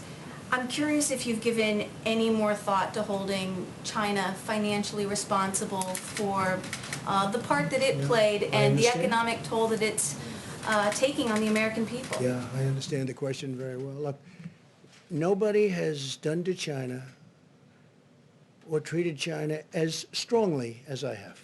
Use the word strongly. As you know, you've reported on it. Billions and billions of dollars is flowing into our treasury because of what I've done with China. I think it's a very sad thing that happened. And I think if people knew, including the World Health Organization, and I do believe they knew, but they didn't want to tell the world. And we're going to get to the bottom of it. And we'll have reports on all of this, and we are not happy about it. But I wanted to leave the World Health for later. And I can tell you that we're constantly in touch with China. We're talking to China. And we've expressed how we felt. We're not happy about it. We're not happy about it at all, Kristen. Okay, one or two more? Yeah, Jim. Mr. President, we hear from a lot of people who see these briefings as sort of happy talk briefings. And No happy talk today. You and some of the officials paint a rosy picture of what is happening around the country. If you look at some of these questions, do we have enough masks? No. Do we have enough tests? No. Do we have enough PPE? No. Why would you say no? Do we have enough medical equipment? The answer is yes. I think the answer is yes. Who said no to that? I'm saying this No, is... no, you're saying no, but who said no? But you asked me, do we have enough masks? Yes. We hear from doctors, we hear from No, you health didn't say experts. that. You said, do we have enough masks? Does the country? Yes. Do we have enough tests? Yes. Plus, we're developing new tests. Do we have enough ventilators? Yes. Do we have enough hospital beds? Yes. We've built 20,000 hospital beds. We have enough hospital beds. Go ahead, Jim, let's go. Well, what do you say to, I mean, you watch the coverage. You know what I You're say? watching a lot of the coverage. Well, a lot of it's These fake news. doctors who, no, A lot of it's not- fake news. A lot of it's fake news. Let me just When tell the you. doctors The- and the the medical experts come governors- on our air the and governors say that we reported- don't have enough tests, we don't have The enough governor, masks. yeah, depending on your air, they always say that, because otherwise you're not going to put them on. Let me just tell you something. The governors have said, last night, they had a group of governors, 14 governors, they were together someplace, and they said, it's been unbelievable what's happened. We've been totally responsive. Ventilators. Everyone has the ventilators they need, to a point where we're getting calls from foreign countries saying, you have all the ventilators, can we get some? And we're going to try and help some of these countries. These people have done an incredible job. This is not happy talk. Maybe it's happy talk for you. It's not happy talk for me. We're talking about death. We're talking about the greatest economy in the world. One day I have to close it off. And we did the right thing, because maybe it would have been 2 million people died instead of whatever that final number will be, which could be 60, could be 70, could be 75, could be 55. Thousands of people have died. There's nothing happy about it, Jim. This is sad talk. This is the saddest, these are the saddest news conferences that I've ever had. I don't like doing them. You know why? Because I'm talking about death. I'm talking about taking the greatest economy ever created. We had the greatest numbers we've ever had in almost every aspect of economics, from employment to companies. Look at the airlines. They were having the best year. Now all of a sudden we have to save them. Okay? There's no happy talk, Jim. This is the real deal. And I've got to make the biggest decision of my life. And I've only started thinking about that. I mean, you know, I've made a lot of big decisions over my life. You understand that. This is by far the biggest decision of my life, because I have to say, okay, let's go. This is what we're going to do. When you have hospital administrators. Sure. But you have many doctors that say, unbelievable job. I watched this morning, and I watched a certain network, and it wasn't Fox, and you had doctors saying that we've done an incredible job. You just read off these no, no, no. Well, we have ventilators, we have equipment, we have beds. How about beds? I mean, Governor Cuomo just told me a little while ago he's got plenty of beds. In fact, they're having a hard time filling Javits Center. We built them 2,900 beds. So that's not a fair question. When you're Jim, look, sanitizing masks and you're talking about reusing PPE, obviously you don't have enough. No, excuse me. We have masks. We have everything. And we were trying to get ready for the surge. And a lot of people said it will never happen. Deborah said it. You'll never need that many beds. They said we needed 40,000 ventilators. 40,000. It's like building a car. 40,000 ventilators. People said, I felt it too. You'll never need that many. Guess what? We're the envy of the world in terms of ventilators. Germany would like some. France would like some. We're going to help countries out. Spain needs them desperately. Italy needs them desperately. Mexico needs them desperately. He asked me last night, would it be possible to get 10,000 ventilators? Within a short period of time, I'll be able to help out Mexico. No, Jim, just the opposite of your question. It's not no, no, no. It's yes, yes, yes. We're in great shape. And you know what? What's happening now is those numbers are horrible. But take a look at the number of beds. We have beds available all over New York. New York really being the epicenter. New York has experienced something that has been absolutely horrific. I saw Hart's Island yesterday. I saw those people being buried yesterday. Fortunately, we have the beds, and you can speak to Mayor de Blasio, you can speak to Governor Cuomo. People can't even believe the job we've done. They can't even believe it. And I give tremendous credit to the military. This has been a military operation with private people. Wait a minute, wait. I give tremendous credit to our military, to the Army Corps of Engineers, to FEMA, to these people. The job they've done is incredible. And you shouldn't be asking that kind of a question. Jim, honestly. Okay, look, I really don't believe you're that bad a guy. You shouldn't be asking that kind of a question. You should say, you know what? It's been really incredible what's been happening. Jim, nobody's asking. What governor, let me ask you this. What governor, we have more tests than anybody in the world. We have virtually every country in the world calling us, asking us, how do we get these tests that you have? Your testing is the best in the world. How do we get it? They've done a fantastic job. And when you ask a question like that, it's very insulting to a lot of great people. Okay, one more, please. Please, go ahead. Thank you, Mr. President. You may have seen how Sweden has responded to the pandemic. The schools are open, bars and restaurants are open. Sweden's different. Do you regret not following that approach? Is that approach working? I think we could have followed that approach. And if we did follow that approach, I think we might have 2 million people dead. And Sweden is having a lot of difficulty. You know, look, I'm very friendly with the leadership in Sweden. They took a different approach. They're a very disciplined country to start off with, but they did take a different. And, you know, other places tried it. UK tried it. The herd approach, okay? Herd. And they tried it. And you saw what happened in UK. It set them back a lot of time. It's been, you know, they're having a tough time. Other countries have tried it. And Sweden is suffering greatly. I mean, Sweden's suffering greatly. If we did the herd, if we went with the herd, as they say, we would have had potentially, I mean, you see the charts. Nobody knows. Nobody will ever know, fortunately, because we're going to be substantially less than the minimum. I certainly hope, unless something happens that would be tragic. So they had a minimum number. If we did, one of the reasons we're so far below that number is because nobody thought the American people could be so disciplined. Nobody thought it was possible. And I guess when they watched us up here every day and they watched other people and they listened to their representatives and governors, nobody thought that the American people could be so disciplined. They've been unbelievable.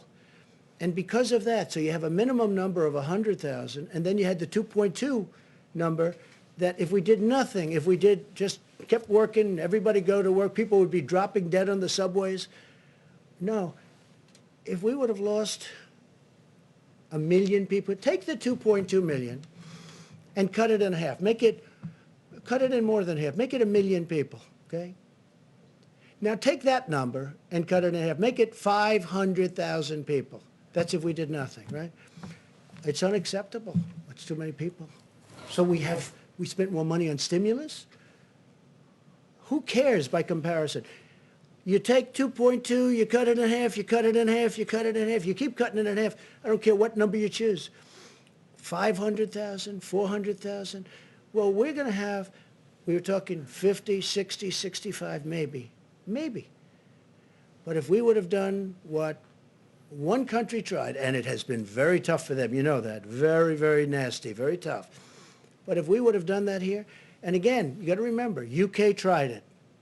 And I was a little surprised, and I watched it. They were going about, what, 2 weeks, and they said, we got to stop, because they were going to have a whole country infected. So with all of that being said, we got to get back to work. We got to get our country open. But we could have lost 2 million people. We could have lost 1 million people. We could have lost 500,000 people. If we would have lost 500,000 people, now I'll say this also, from the standpoint of being president and vice president, and we're up there and we're doing that herd and we're going to bullet through it, do you honestly think people like Jim and yourself and other people Jeff, would have put up with it? As people are dying all over, they would have said, this man is crazy. Because the numbers, Tony, at a minimum, would have been many, many times greater than the numbers we're talking about. So I'm very honored by our decisions, all of us. We talk about it all the time. I said, you want to let him you just ride it. You just ride it right through. We would have lost potentially millions of people. No, it would have been unsustainable. It would have been impossible to do.